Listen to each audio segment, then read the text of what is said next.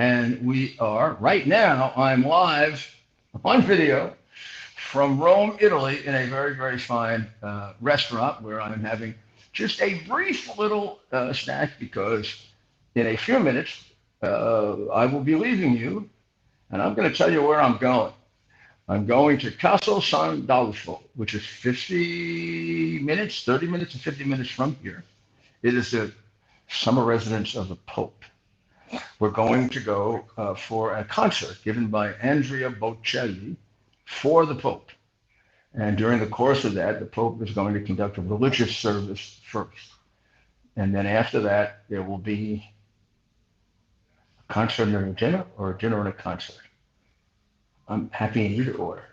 And then hopefully we'll get a chance to meet with the Pope. I'm trying to figure out exactly how many rosary beads I can get him to bless. I thought it would be okay if I had him bless them all together. But I'm afraid, he might be expecting more formal behavior from a former mayor, U.S. attorney, associate attorney general, like one with, I had like a lot of them. We're having a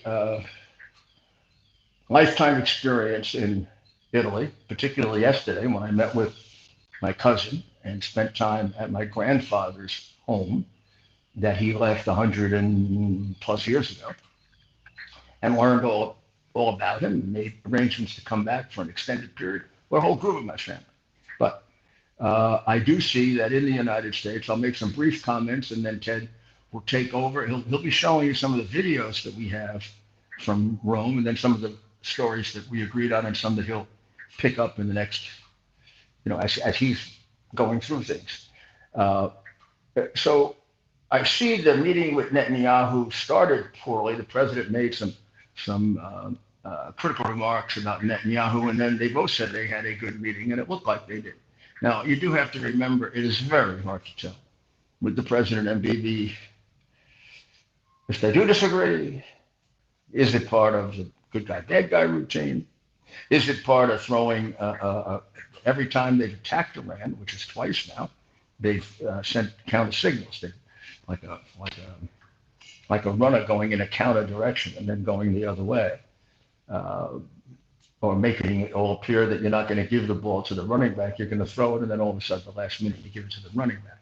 This is, of course, football of no consequence in comparison to lives and death being at stake, but it's a similar idea. In any event, the president is displaying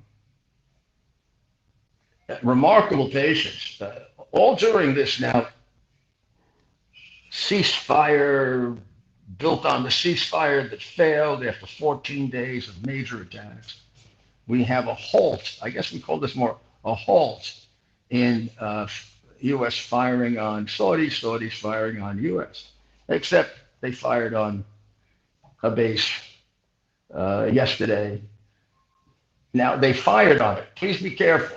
This is why when they say they're winning the war and all this other craziness, they didn't connect with a single shot. And that's from the Jordanians and the Kuwaitis and the Emiratis and Al Jazeera. How many drones out to an American bases, American soldiers. Now they're getting rather serious about it. But this, they say, an international press, which I get here, says this is the first time that Iran initiated the attack. Well, that's not true at all. I don't have the time to go back and tell you all the times they have. But let's just suffice it to say, this time they initiated the attack. And they hit the northern part of Iraq in order to hit us. They hit from the northern part of Iraq and Iran in order to hit us in several of the places that we have bases. We struck back in northern Iraq. So we struck back and we took out really some of their remaining proxies in Iraq who have been quite active in shooting over the border, coming over the border. There's a great concern that the Iranians have with the people in that area who have been causing a lot of trouble. So they're trying to use their They're trying to use their proxies, what they have left. I mean, they're really going to the bottom of the barrel right now, reaching into Iraq, because the Iraqi government has really changed position quite a bit and might very easily be drawn into this. Um, I was surprised that the attack was so minimal, because this was a really big breach of faith. They're lulling us into some kind of a don't go with the big attack, and then they attack. And I hope that Bibi and the president have outlined just exactly when we're going to do this massive take out the regime attack. We cannot leave there without that. I hope the sage words of my good friend and the good friend of America, Lindsey Graham, are in the president's ears. Don't trust them. Don't trust them. Otherwise, you'll make the same mistake your predecessors made. I hope he's saying that over and over again. This is our opportunity, and you can't imagine how many lives we're going to save if we get them out. In Ukraine, the president had, it seemed like a 100% good conversation with Zelensky. They've tied up completely now, it looks like, the production, both by Ukrainians and Americans, of the missiles, the missiles that repel attacks. But they're also easily can be made into missiles that go deep into Russia, of which they do have some now, and they're using them. They conducted about 4 or 5 attacks in Russia yesterday. Russia conducted some counterattacks, made no progress in gathering extra territory. And Putin he's like trying to run out the clock. And I really do think there's a clock, and the clock is one of the Russian people are going to have had enough of this. So we'll see what's going on there. I do have to tell you, to relate what's going on here and what's going on there, that there isn't a place I go that I'm not asked about Mayor Mondani. Yesterday, I was literally in the mountains where my grandfather lived, over Tuscany. And you'll see some of the pictures, the wide range of Tuscany you see from below a mountain, below on the way down from his mountain. And the people in that village, it's a small village. They are well educated, I will say that. The Catholic school there is very well regarded, and almost all of them go on to some form of university. And a significant number at least begin the priesthood, I found out. So I wasn't asked that much about Trump. So, some of them seem to like him very much. Some seem to not. But I didn't do a poll to see is he 70% popular and 30% unpopular. Majority like him more than dislike him. No doubt about it. They were and none of them were like, in America, angry at me because I'm a good friend of his and worked for him and argue on his behalf quite a bit. What they did ask me about was communist Mondani. Why aren't you making fun of America? You always came down so hard on Italy, and now you have communists. And they asked me a very interesting question, which you Americans should really consider. Do the Americans know it? Like we're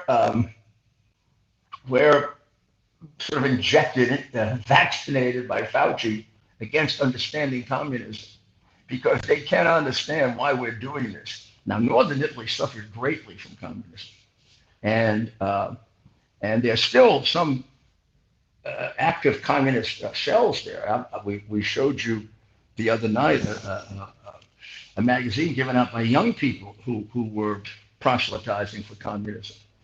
But the overwhelming majority of the hardworking citizens is a much greater understanding of communism than our citizens have. And the interesting thing is their level of education. Now, these are farmers, is at least all high school and some, if not all, college. So given the system in Italy, most of these people were educated people, all of them knowledgeable, and almost not a single one not shocked at Mondani being the mayor of New York. And the word they're kind of getting in their press, that it's spreading. And they were very concerned about how far is it spreading. And the Italian newspapers, from what I could tell, are covering it pretty fairly. But I think there's almost a sense of, well, you see, it can happen to you too. But there's no fondness for communists here. Yeah, it would be nice if a few of these people came to the United States and made speeches and told you what communism does. So the village was Mariano. Well, hopefully we can show you some pictures of that. We're trying to. Mariana. Dr. Maria. Dr. Maria speaks perfect Italian. I stumble. Go ahead. Marliana. Marliana. Would be a great name for a girl, wouldn't it? Marliana. I know I watch Rocky Kanaka all the time, and he's always looking for names for dogs. I'm going to send him the name Marliana. A lot of Ruby dogs that were named after me after September 11th. I met them. It's very cute. Uh, Ukraine, I like where it's going. I like the president now, giving Zelensky a clear shot at this. I think Zelensky thinks this is time for peace talks because he does have, whether he's admitted or not, he does have Putin on his back foot, and it'll be interesting. So now let me tell you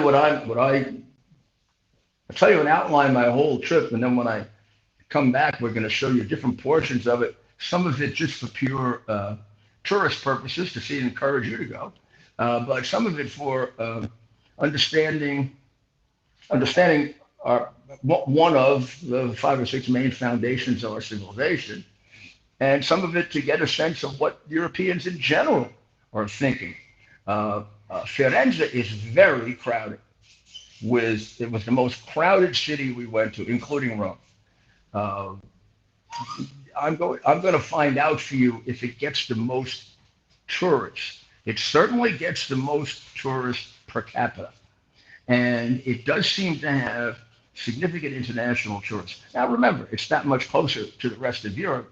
Rome is 3 hours or so south of Firenze, and Firenze is about 3 hours south of Milan.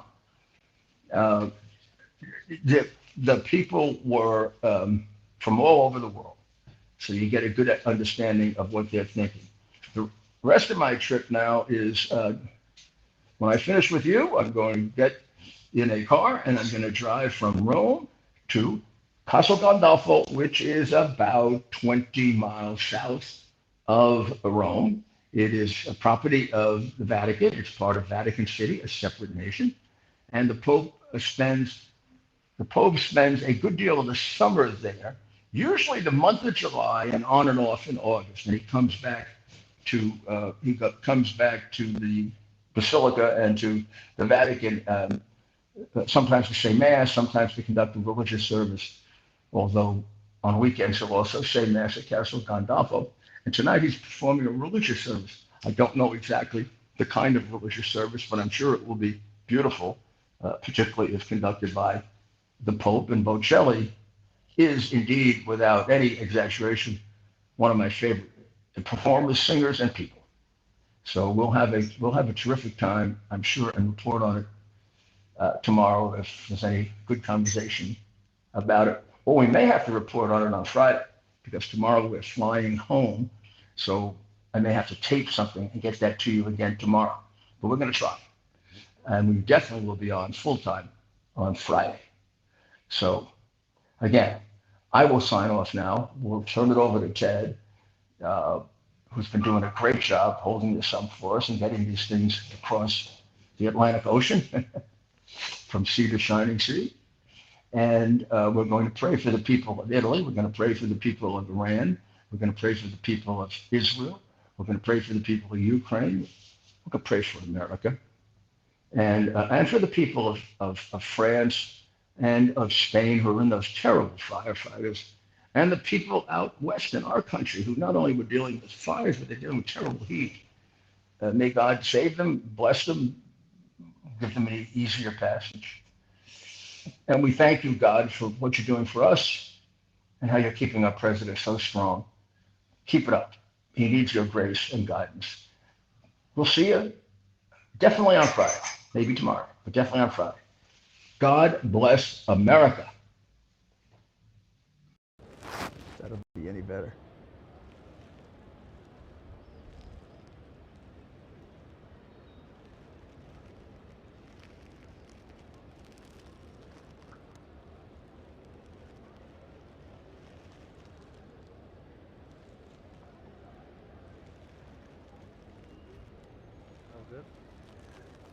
That is, I think we have it covered.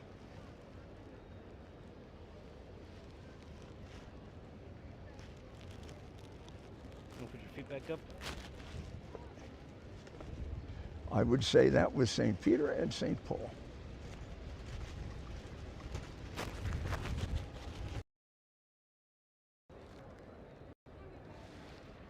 Isn't that beautiful? Very. The whole area up there are Vatican apartments. Would be nice to get one, huh? Tunnels to Towers Foundation honors America's greatest heroes. Heroes like the dedicated public servant Josh Bischoff. Josh began his firefighting career as a volunteer and quickly rose through the ranks to become CAL FIRE's assistant chief of tactical air operations. Josh was driven by a deep sense of purpose and a passion for serving others. His leadership earned him great respect across the entire state of California and beyond that, until tragedy struck. And two helicopters collided while fighting a California wildfire. Josh was killed in the crash. He left behind his wonderful wife, Cheryl, and their two children, Derek and Juliana. The Tunnel to Towers Foundation paid the Bischoff family's mortgage immediately, lifting a financial burden and enabling Josh's family to focus on healing after unimaginable loss. Josh's family is committed to honoring his memory by living with the same drive, the same joy, the same patriotism, and the same purpose that he did. Honor and help heroes like Josh and their families who've sacrificed everything. Donate $11 a month. Are you ready for some action? I'm ready for action. Get the Elite TV plan only through the portal. 218 channels, and it's only $69.95 a month, Wow. including your free portal. That's cheaper than everyone else. Your favorite sports, movies, news, Wow. even daytime dramas. We're talking about ESPN, OAN, Newsmax, Wow. channels you can't get anymore in certain areas. Compared to the competition, this is a way better deal. Endless selection. Not to mention all the free music channels. There's over 700 premium and classic movies all ready to go. Wow. Plus, they got catch-up TV that allows you to go back and watch what you've missed or want to watch again. Cut your cable in half and get twice as much for free. Way more channels for half the cost. After the first year, the subscription then drops to $57.95 monthly, Wow. where you change or upgrade anytime. Go to QUXNow.com and get yours today. Use promo code RUDY. Act fast. These deals are selling out. Here we are, pretty much at the beginning of the process here at this pristine, I call it a laboratory. It's not like a factory, it's like a hospital. This is the beginning of the process for roasting. Deep grain, very good quality. Most people don't use this quality. We deal with small farmers because they like to know who we're dealing with. They give us the highest quality, all organic, non-GMO. You should know all Arabica beans, no Robusto, all Arabica. They're gonna go into the roaster and it'll get roasted for about 20 minutes or so.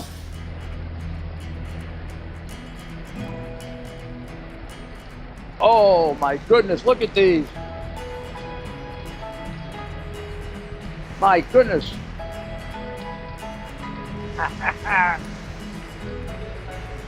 You're going to want to specially order these.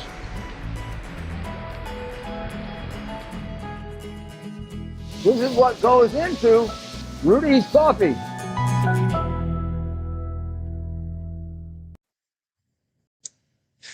Welcome back to America's Mayor Live. Of course, the mayor over in Italy at this hour. He may be meeting with the Pope as we speak, so we can't wait to hear from him on how that's going. So just to catch you up on some of the big news today, many of you are aware that Dr. Anthony Fauci was brought before a Senate hearing today where he repeatedly invoked the Fifth Amendment. Senator Rand Paul, none too pleased. So we're going to go ahead and play some of today's testimony. Unfortunately, it won't be too helpful as Dr. Fauci, as you'll see here, repeatedly invoked his Fifth Amendment privileges. Dr. Fauci, your testimony today is compelled by a lawful subpoena. As you know, it's a crime under 18 U.S.C. Section 1001 to knowingly make a material false statement to Congress with a penalty up to 5 years of imprisonment. Understanding that you are under oath, the American people would like to understand your reasoning, your rationale for why you chose to fund the research in Wuhan. There have been, intelligence agencies, the CIA, the FBI, the DOE, have all come to the conclusion that more likely than not, the virus came from the lab in Wuhan. And so we'd like to know what was the rationale, what was the discussion, what went behind the decision to fund the research in Wuhan? How did you come to the conclusion that a totalitarian country would be capable of doing this in a VSL-2 lab, a lab that lacked the security? What was the reasoning, and are you sorry, basically, for making the decision? Would you, given another chance, say, well, gosh, circumstances now, as I know it, maybe it wasn't a wise thing. Can you explain to the committee why you chose to fund this dangerous research in China? On the advice of counsel, I respectfully decline to answer based upon my rights under the Fifth Amendment of the Constitution. In the red folder on your table is a copy of Section 192 of Title II of the U.S. Code. Your counsel has been provided a copy as well. That section makes it a crime for a witness appearing under subpoena to refuse to answer any questions pertinent to the question under inquiry. Do you have that in front of you? On the advice of counsel, I respectfully decline to answer based upon my rights under the Fifth Amendment of the Constitution. Let the record record that the witness has refused to answer whether there's a folder in front of him based on his Fifth Amendment right. It is true that you're appearing under direction of our subpoena to provide testimony on matters under consideration by the committee, including the origins of COVID-19, risky life sciences research, and your tenure as a federal government employee. Additionally, you've been provided a full and unconditional pardon dated January 19th, 2025, for any offenses against the United States which may have been committed or taken part from January 1st, 2014 through the date of the pardon for a 10-year period, arising from or in any manner related to your service as Director of the National Institute for Allergy and Infectious Diseases, as a member of the White House Coronavirus Task Force or the White House COVID-19 Response Team, or as Chief Medical Advisor to the President. Have you refused this pardon, or do you have any reason to believe this full and unconditional pardon, this grant of immunity, would somehow require you to plead the Fifth Amendment? On the advice of counsel, I respectfully decline to answer based upon my rights under the Fifth Amendment of the Constitution. Based on the facts presented, I'm going to direct you to answer the questions. The committee has issued a valid subpoena. They've requested your presence here. The questions are very pertinent to your decision-making as head of NIAID, as well as a chief advisor to the president. Do you still refuse to answer the questions? On the advice of counsel, I respectfully decline to answer based upon my rights under the Fifth Amendment of the Constitution. Let's do the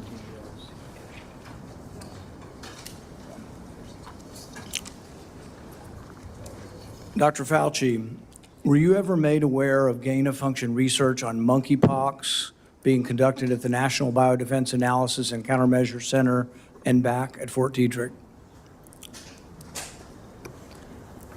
On the advice of counsel, I respectfully decline to answer based upon my rights under the Fifth Amendment of the Constitution. Dr. Fauci, did the CIA ever transfer funds to NIH under an interagency agreement?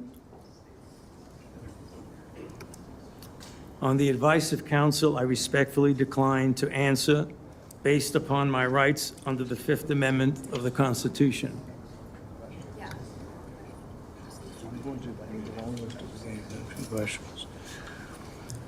Dr. Fauci, did the NIH ever conduct research for or in coordination with any element of the intelligence community, CIA, ODNI? On the advice of counsel, I respectfully decline to answer based upon my rights under the Fifth Amendment to the Constitution.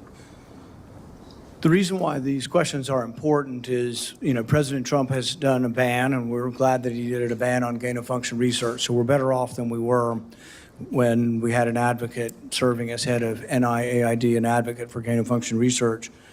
There is still, though, a question, though, whether or not the intelligence community is adhering to that order. There's a question of whether or not gain-of-function research is still ongoing. And these are important questions the American people deserve to know. Dr. Fauci, have you been read into any classified Department of Homeland Security program, any prospective special access program concerning gain-of-function research? On the advice of counsel, I respectfully decline to answer based upon my rights under the Fifth Amendment of the Constitution. When we look at the research in China, the gain-of-function research that you've denied was gain-of-function, one of the things that startled the scientists when they saw COVID in the first couple of weeks was when they looked at the sequence of it, they said, oh my God, there's a furin cleavage site in it. And in this particular family of coronaviruses, the sarbecoviruses, they'd never seen this before. They were also startled to look at it and see how it was coded for, what the codons were, and to discover that the codons used out of 36 different possibilities turned out to be the one that was commonly used in gene manipulation by scientists. Dr. Fauci, were the scientists at the Wuhan Institute of Virology capable of inserting a furin cleavage site into a coronavirus? On the advice of counsel, I respectfully decline to answer based upon my rights under the Fifth Amendment of the Constitution. So one of the experiments that was pretty common was they would take the backbone of a SARS virus, and this would be a SARS virus that the backbone itself wasn't that dangerous, but then they would dig through guano, 300 feet underground, bat guano. They'd find other viruses, unknown viruses. They'd take the S protein off of an unknown virus and stick it on a backbone. And then they would infect mice that have humanized cells. And they were trying to discover if they could create a virus that infects humans. Now, many people would say, well, gosh, that doesn't sound like a really good idea to create viruses that don't exist in nature to see if they'll infect human cells. What if one escaped? What if you keep infecting this and do serial passage, you actually adapt the virus to be infectious to humans? So the question is whether or not, Dr. Fauci, the Wuhan Institute of Virology was combining an S protein with one virus with the backbone of others, and could this lead to a virus, maybe it wasn't even predicted, but could it lead to viruses that gained in function and then could lead to a pandemic? On the advice of counsel, I respectfully decline to answer based upon my rights under the Fifth Amendment of the Constitution.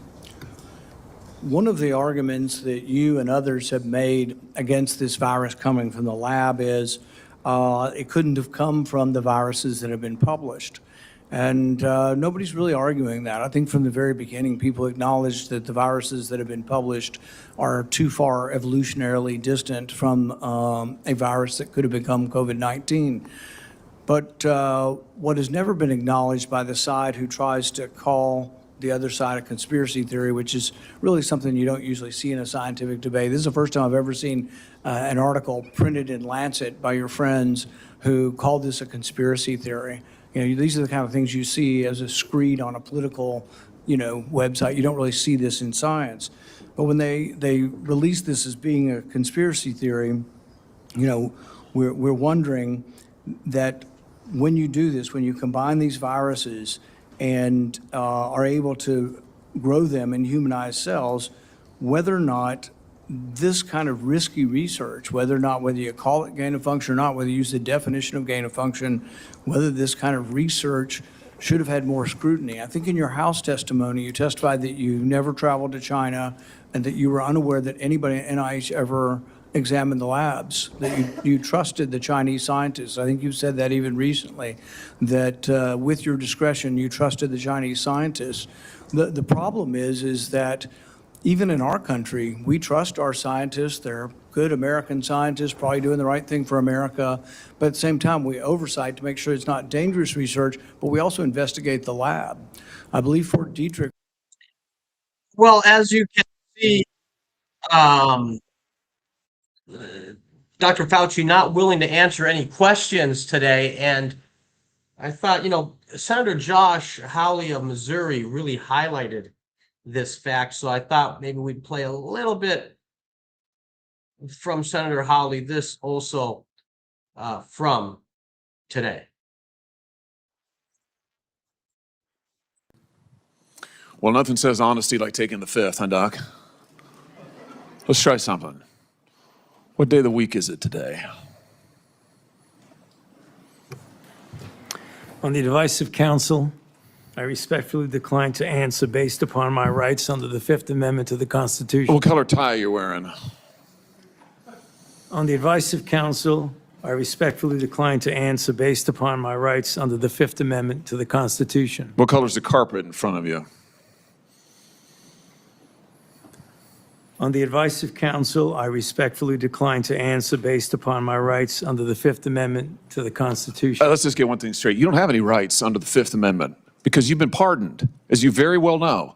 As the Supreme Court has been clear for a century and more, Brown versus Walker, 1896, when he has been pardoned, he may not stand upon his privilege. You know that. Your lawyers sitting behind you now shifting nervously in their chairs. They know it. This isn't about the Constitution. This isn't about the law. This is about contempt. Contempt for this body and contempt for the American people. But I think I know why you're doing it. It's because you don't want to answer questions. It's because you did all kinds of terrible things. It's because during the pandemic you got rich, didn't you? You got rich while people were dying, hundreds of thousands of Americans, over 1 million in the end, and you were getting rich. And not only were you doing that, you were using federal employees with taxpayer money to apply for and solicit cash prizes for you personally. Cash prizes totaling over $1 million. You did all of that during the pandemic, didn't you? That's a question. On the advice of counsel, I respectfully decline to answer based upon my rights under the Fifth Amendment to the Constitution. You remember Greg Folkers? Who was that? On the advice of counsel, I respectfully decline to answer based upon my rights under the Fifth Amendment to the Constitution. Your chief of staff is the answer. Do you remember Patricia Conrad? Who was that? On the advice of counsel, I respectfully decline to answer based upon my rights under the Fifth Amendment to the Constitution. She was your personal assistant. And what were these individuals doing in the depth of the pandemic in November of 2020 when millions of Americans were suffering from COVID? What were they doing? I tell you what they're doing. Folkers was on your behalf soliciting and gathering information for a cash award. Let's look at it. We've got his email right here, right over my shoulder.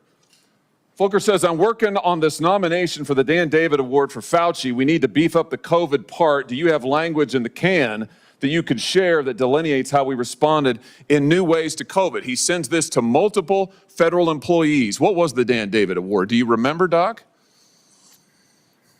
On the advice of counsel, I respectfully decline to answer based upon my rights under the Fifth Amendment to the Constitution. It was a $900,000 cash award. $900,000 cash award. And he got it because he used federal employees to get it. And this wasn't the only award, was it, Dr. Fauci? In fact, you applied for and received at least 8 other federal cash prizes on federal time using federal employees and federal resources. Here they are over my shoulder. Besides the Dan David Award, you've got the Partnership for Public Service, you've got the Adelson Prize, you've got the Smithsonian Award, you've got the National Academy of Medicine's Award, you've got the CDC Foundation. In fact, you turn your staff into a full-time application machine. You actually wrote to people and said, do you think maybe I'd qualify? And you got cash for all of this. And it wasn't just 1 or 2 employees, was it? In fact, you used 8 separate federal employees on federal time using federal resources to solicit cash awards. Isn't that true? On the advice of counsel, I respectfully decline to answer based upon my rights under the Fifth Amendment to the Constitution. Here they are right over my shoulder. Here's all of them. The people that you use, federal employees, so that you could go and get cash money. And the most hilarious part is that you weren't content to even dragoon them into applying for all of these cash awards. You then had them go out to the ethics agencies and ethics watchdogs and demand that you be able to get the money. That's right. We've got it in your emails. Your staff and employees on federal time, using federal resources, being paid with federal dollars, are soliciting cash for you. And then they're turning around and saying to the agency, we don't want just an answer, we want to get to yes. Because Fauci wants the money. He wants it. We want to get to yes, and yes takes time. This is your chief of staff again, using federal email to pressure the agency's own ethics people so that you could get money, so that you could get rich. And it violated the law, didn't it, Dr. Fauci? Didn't it? It violated the law, didn't it? Is that a question? It is a question. You can answer. Go ahead. On the advice of counsel, I respectfully decline to answer based upon my rights under the Fifth Amendment to the Constitution. Federal law, as you very well know, prohibits the solicitation of cash awards or other personal benefits for federal employees. And it certainly prohibits using your own employees to do this.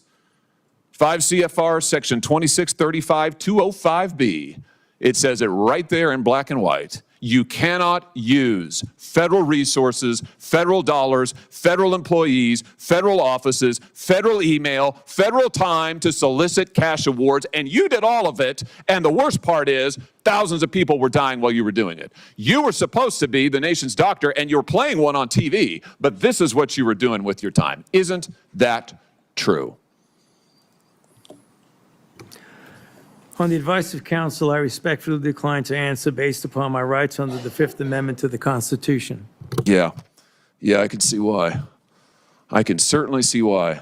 You know what I can't quite figure out is that why you were so obsessed with it, because you're already rich. I mean, and your scheme worked here. I mean, your net worth now is north of 12. Wow. So Senator Hawley really gave it to him, didn't he? Of course, Fauci today pled the fifth repeatedly. We could keep playing more, but I think you kind of get the gist of how today went. Now,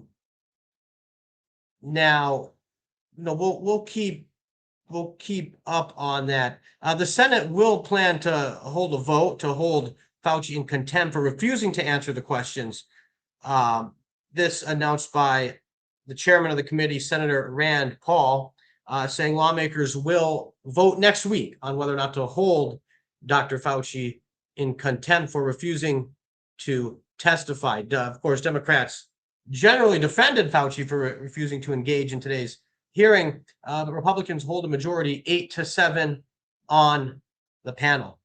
Now we want to switch over to President Trump, who made some comments and answered some questions from the White House. Now, in the interest of time, we're gonna skip ahead. The president was making an announcement regarding Dulles Airport. That's right outside of Washington, D.C. The president announcing Dulles makeover worth $22 billion. The new project, for those that know Dulles Airport, those of you that know it probably dislike the so-called people movers. Well, this new plan will be eliminated. The new makeover Again, this is just the latest example of the president making much needed upgrades to the capital region, right? From the ponds and the fountains, right? The dozens of fountains around Washington that the president has cleaned up and got back into working order, to the beautification of all of our great monuments and statues. This president understands the importance of having your capital region look presentable, right? It's really the place that a lot of these world leaders, international business people see, and you want to leave them with a good impression, especially for the area that a lot of them will see, and that of course is Washington. And of course, it's the right thing to do when it comes to these fountains and monuments. Of course, most of them are named in honor of great American patriots, and we owe it to them and their work to keep the statues clean at the very least, right? And to have them in working order. And the president understands that. And a lot of these are practical upgrades, including what we're going to see from Dulles. So I wanted to give you the context of today's announcement meeting from the White House, but we're going to skip ahead to the questioning portion to give you the president's latest insight and perspective on a number of important topics. So this is President Trump from the White House Oval Office earlier today. On the attack, the drone attack on the LNG tanker off of Egypt, what can you tell us about that? And is there any indication it's Iran related? Does it represent a Well, wide I'll give you a report. I've been briefed. It's a little more of the same, but it's going to be straightening out. It's going to be straightening out. In the meantime, we're going to be hitting them very hard because it's our turn to hit them. They know it's coming. They're asking us not to do it, but they tried shooting it last night. So we had 5 rockets shot going 8,500 miles an hour, and all 5 rockets were knocked down to the ground. But they nevertheless took a shot, so it's our turn. And we'll see if we get there with an agreement at some point, but we're going to hit them very hard. Mr. President, first on this, is this expected to affect any incoming or outgoing flights? No, we think we could do it without a lot of disruption, very little. And then It might even be better. on Leader Thune, what's your reaction to him saying that there's no evident path to success on killing the filibuster or passing the Safe America Act? Well, that's too bad for him. I mean, that's too bad for him and too bad for the Republican Party. Do you believe that? He's got the votes. He should get it done. He should be able to get it done. Mr. President, thank you. Dr. Fauci invoked the Fifth Amendment more than 100 times today. Yes, sir. Rand Paul said he's going to hold a vote on holding him in contempt of Congress. Do you think Dr. Fauci should face repercussions for this?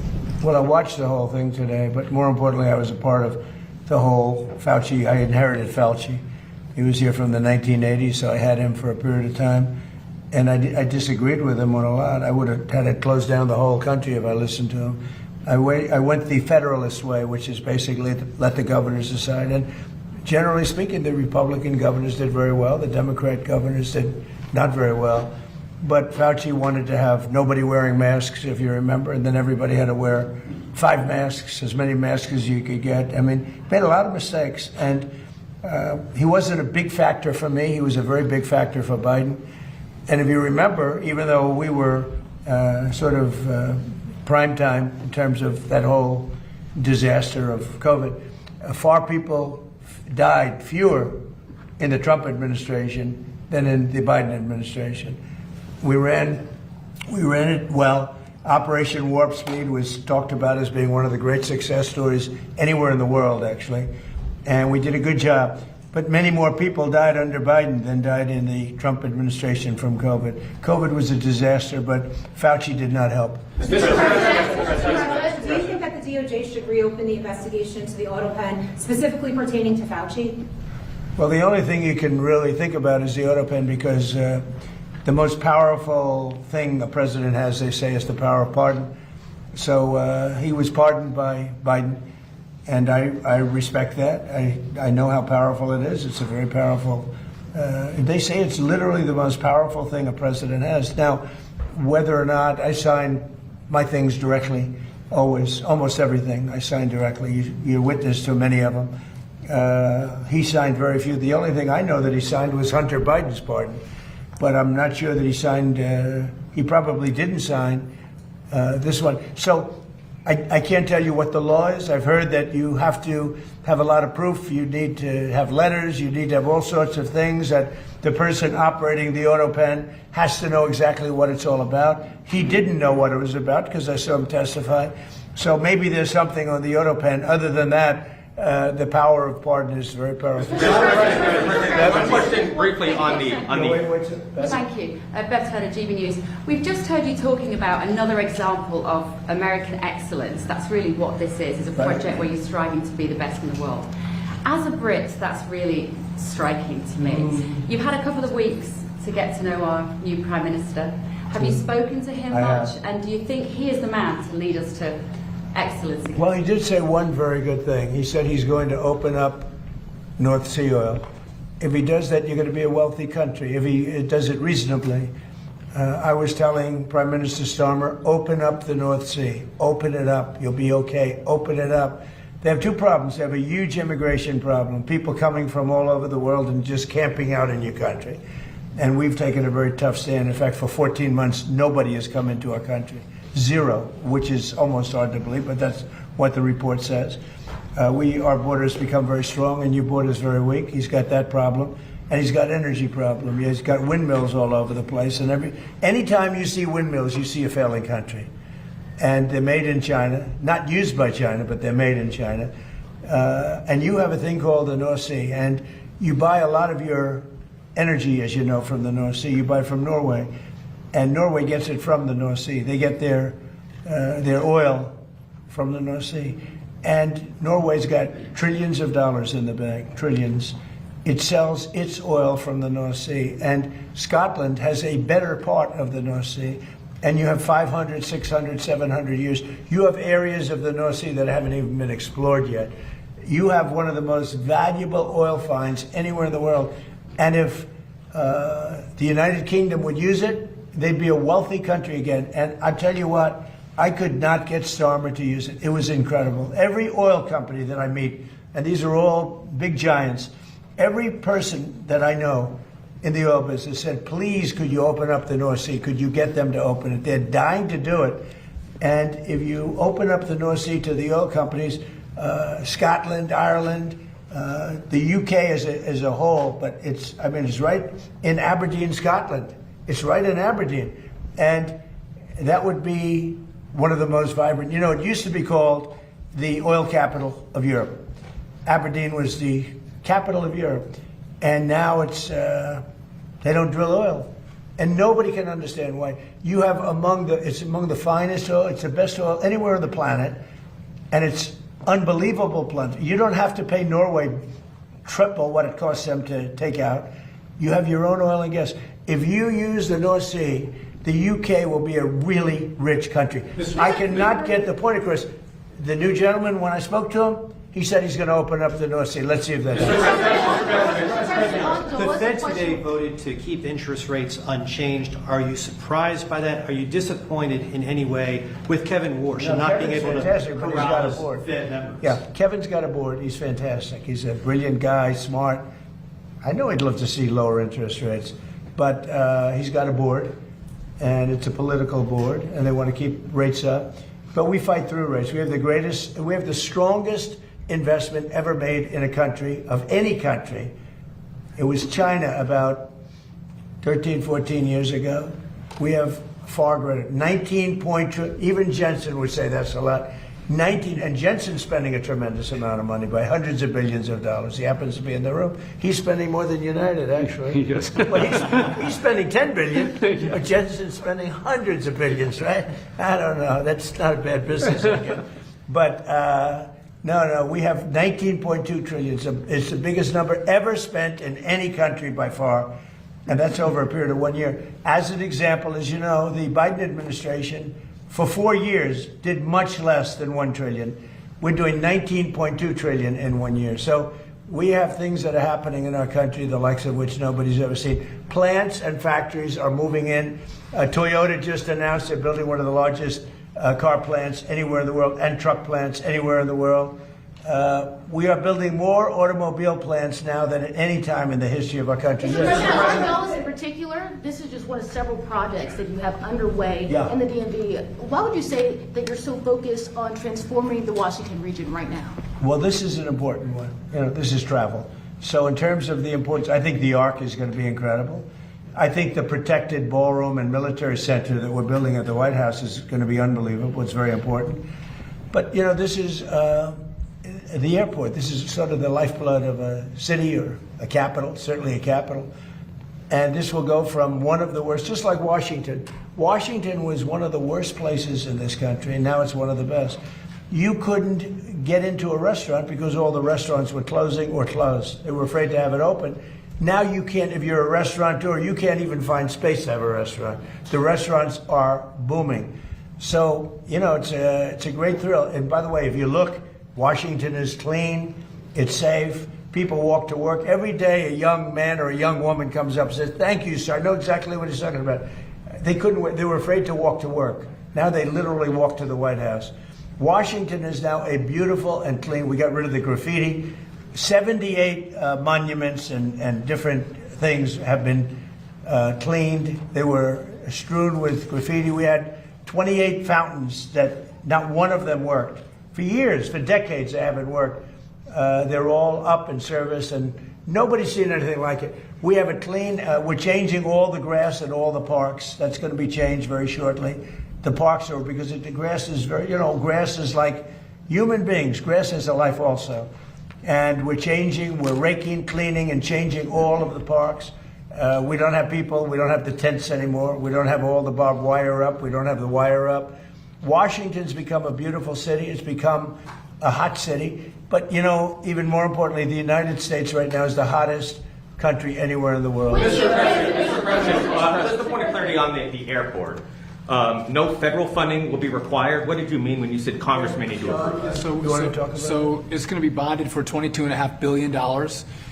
United is going to partake in part of the payment. But the airlines who participate in the project are going to pay for it. If I can just make one point of clarification. Yeah, please. We have some permitting we have to do, but we think in the spring, this is both Concourse A. We think we can start construction in the spring of next year. So we're trying to move at the speed of President Trump. It's never fast enough, but we're going as quickly as possible so we can give a deliverable to the American people. And the other thing Sean's doing, which I think is so important, maybe more important, I don't know if it can be more important than this, but he's working on air traffic control. We have an obsolete system. It's 50 years old. You saw the helicopter crash a year ago into a plane. That was a disaster. And things like that would never happen. Bells would have gone off in 4 or 5 minutes before it happened. You would have heard the bells and whistles would have gone off. And a thing like that couldn't have happened if you had proper air control. So what's happened is we're working very hard on getting the finest in the country now, in the world. We've examined the systems of almost every good country in terms of air traffic control all over the world. And we have the best people working on it in the world. And it'll make, so often you'll see somebody even bunking into each other at an airport. But where planes come too close, where planes, in the case of the helicopter the helicopter hits the plane, we are working on air traffic control to redo the entire system, including the new towers, because the towers are obsolete. You don't think of it. You see a tower, and it looks fine. You go into those towers. Alrighty, so we'll pull out of that. The president, of course, being a extremely successful construction guy himself, he's very hands-on with these projects, as you can see. Being in the business for so long, and he's done some big time projects right before he was president, and even as he took on the presidency, right? He had the old post office there in Washington, D.C. Those of you that have seen any number of his great properties just know that these are big time projects. So it doesn't get much bigger than these airports. And so the president, of course, will be very hands-on. And these are much needed upgrades to, again, one of the busiest airports in the country. And of course, a very important one with runways much longer than Reagan. And I believe it's closer than BWI. There's really three major airports that service the Washington, D.C. area, not including Joint Base Andrews, of course, where Air Force One is kept, and that being Ronald Reagan, right? Reagan International Airport, DCA as it's known by, and that's right across the Potomac. I mean, the Reagan Airport to the White House is like a 12-minute drive without traffic. And then, of course, Dulles, probably 45 minutes away without traffic. I don't fly into Dulles as much as maybe some others, but Dulles, much longer runways. So for international travel and some of the larger planes, those go to Dulles. And then BWI, Baltimore, Washington International Airport. And that, I believe, is maybe an hour outside of town. I think you can take a train from BWI, which is in Maryland, into Union Station, and that might be like a 45-minute train ride. Nevertheless, that was the president today in the Oval Office. Well, I don't know about you guys, but I want to see more of the mayor's trip to Italy, right? He's been spending so much time in the country of his ancestors. So I figured we'd end on some clips, some additional videos the mayor had taken while he was in Italy. These are from, I believe, late last week. He took these Friday, maybe. So we'll play these, and then there'll be a couple clips, and then the third one will be him describing his trip to, and I'll let him describe where exactly he is, but you'll see him in the third clip. So we'll play those now. This is the mouth of the truth. And a medieval legend was, you put your hand into the mouth, and if you are a liar, when you take out your hand, it will no longer be there. But if you're a good, faithful person with integrity, your hand will remain intact. Dr. Maria, that's beautiful. I have an idea. Let's talk to Prime Minister Maloney and ask her if we can bring the Democratic Socialists of America here and start with them and put their hands in there and see how many come out, okay? So this would be a very good place to reduce. This is it. This is the place, that mouth right there.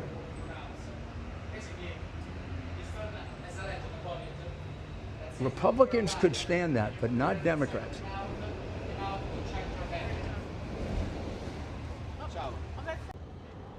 We are now here at the site of the Circus Maximus, one of the great wonders of the Roman world.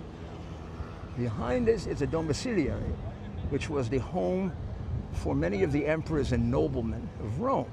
So there, if you look, you can see sort of the track. Now we're sitting where the stands would have been, looking down, and picture the movie Ben-Hur. And now you're watching the Circus Maximus. Now at the end there is a makeshift theater and stage, and that holds beyond it 5,000 people. Now we were there, let's see if we can get a better shot of it. We were there several days ago to watch a performance of Aida. Now I want to show you the sad part of this. This is modern Rome. This is modern Europe. Garbage.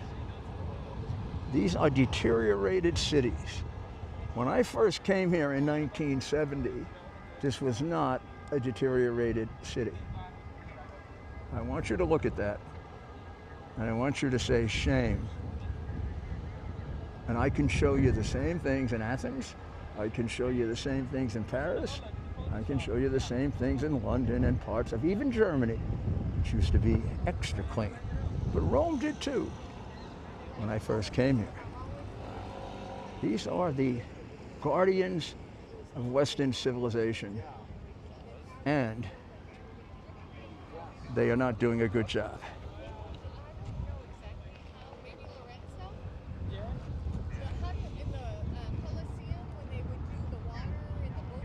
Let's pray that Western civilization and the desire and the strength of it returns. And this is restored to its former glory. Not just physically, but morally and intellectually and spiritually. Buonasera. Yes, yes, yes. We are in Italy, but we're in a very special place. We're on top of virtually a mountain. It's called Mariana. It's about 20 miles from Montecatini and about 40 or 50 miles from Florence, equal from Pisa. But it's more important than that. This was the birthplace of my paternal grandfather, for whom I am named and for whom I have my most important human possession. His name was Rodolfo Giuliani. Of course, I'm Rudolph, named for him. And he left here sometime before the turn of the last century. I'd say 1888, 1890. And then he came back in 1905 and brought his two sisters to America, where he established a tailor business. Now, I've heard about it forever and ever and ever. My grandfather, who died when I was very young, but I was very close to, used to tell me about how he liked to go out and pick fruit at lunchtime and take the fruit and put it in that beautiful bread they make here and eat a fruit sandwich. So this is like, I can't describe the emotion. I've met some of my cousins here, and we had a conversation. We're going to come back and have a big gathering. You should all do that. Find out where you came from. You know why? It gives us more and more strength to defend Western civilization. We can take some pictures here. If you find a place more beautiful, you tell me. This is up in the mountains. It's gorgeous. It has a great church, Santa Nicola, and it has great, wonderful people. Well, all Italians are like that. So we'll be on tonight at 8. Well, what a beautiful location the mayor is coming to us from. So with that, we'll wrap up for tonight. Tomorrow will be a travel day, so we'll find something nice to put on for you guys. Like today, we'll try to make it original content. I thought, let us know how you felt today went. If you liked some of the longer video clips we played. Look, if we don't have the mayor, the least I might as well update you with the latest in the news, right? And so we wanted to do that as the mayor does with you every night. And with Fauci on Capitol Hill today, again, not real newsworthy because the man refused to answer any questions, which is a real shame because his decisions impacted the lives of all of us, right? Very few individuals had so much authority over so much in such a short amount of time. And it's very clear that that power went to his head. And I guess, thank goodness some people are trying to hold him accountable to a certain degree, right?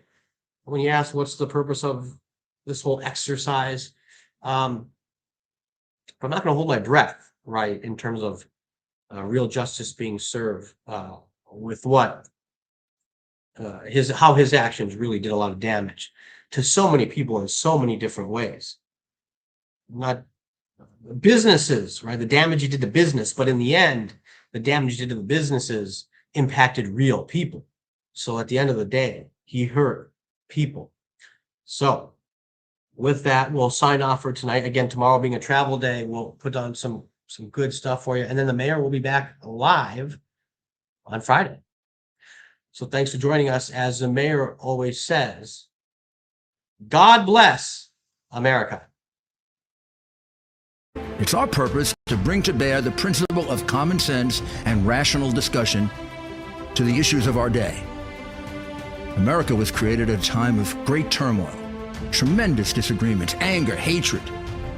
There was a book written in 1776 that guided much of the discipline of thinking that brought to us the discovery of our freedoms, of our God-given freedoms. It was Thomas Paine's Common Sense, written in 1776, one of the first American bestsellers, in which Thomas Paine explained, by rational principles, the reason why these small colonies felt the necessity to separate from the Kingdom of Great Britain and the King of England. He explained their inherent desire for liberty, for freedom, freedom of religion, freedom of speech, the ability to select the people who govern them.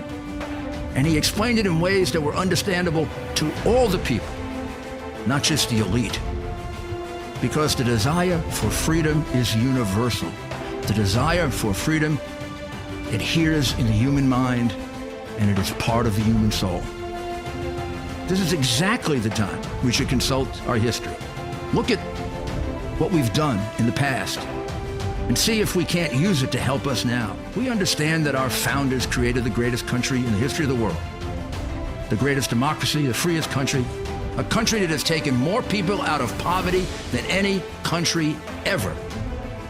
All of us are so fortunate to be Americans.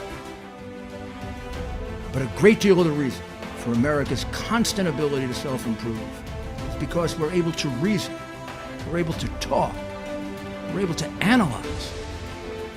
We are able to apply